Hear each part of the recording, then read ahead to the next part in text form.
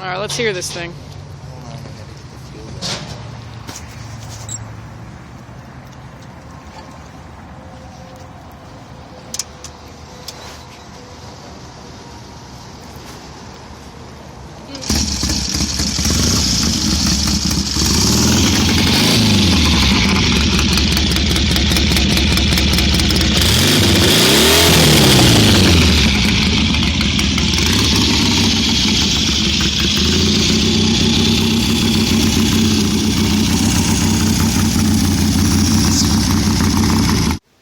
Now, isn't this interesting?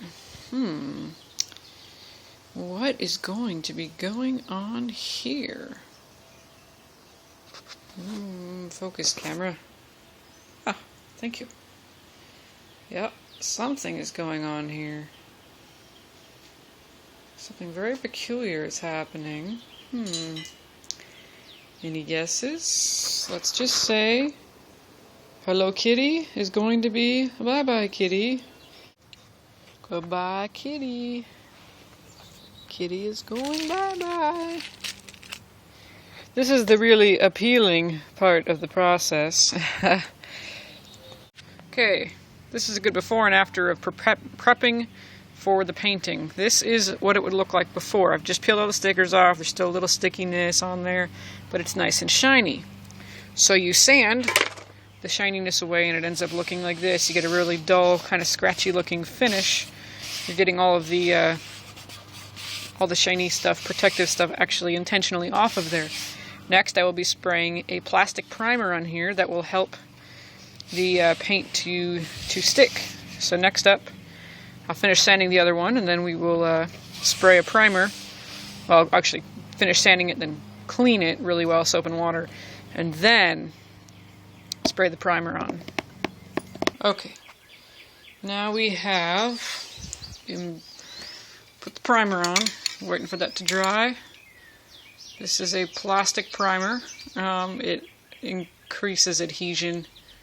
It's called a adhesive, I can't think of the word, promoter. It's an adhesive promoter. They just call it plastic primer, you know. But yeah, that's why they look kind of shiny. Waiting for that to dry. It encourages the spray paint to stick to the plastic better. Alright, you have to take a Serpensa style break if you're going to work on your bike. It's mandatory. Okay, here's the progress so far. These have been primed. Notice the nice flat finish to them. And they look kind of like well, this doesn't zoom in that well, but they look like almost like alligator skin texture after the primer.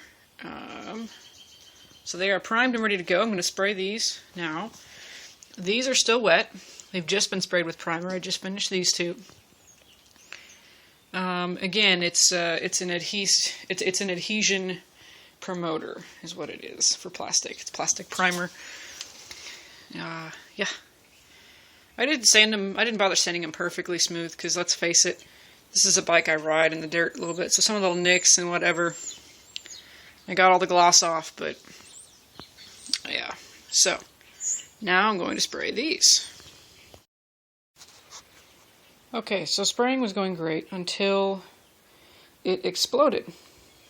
So it exploded all over my shoes, all over me, got all over the garage floor, and it ruined this one for sure. So after it dries, I'm going to have to sand this down again, remove the paint, paint it all over again. The can is empty. It just went everywhere. So this is going to sit here. I need to get to the store, but I have no way of getting to the store because my bike is half apart. And this was supposed to be done. This was supposed to be blipping done, and I'm really mad at this can. So, never buy Rust-Oleum products. They suck. Yes, because the Valspar primer had not this problem, but the Rust-Oleum paint definitely did. So now my hands look like I've been in like a highlighter factory accident. Some sort of horrible industrial accident at a highlighter factory. My shoes look no better. It's wonderful. Ah. Why? Splatter paint's the new style, right? I can just leave it like that? Maybe? It's like my hands are trapped back in the 90s.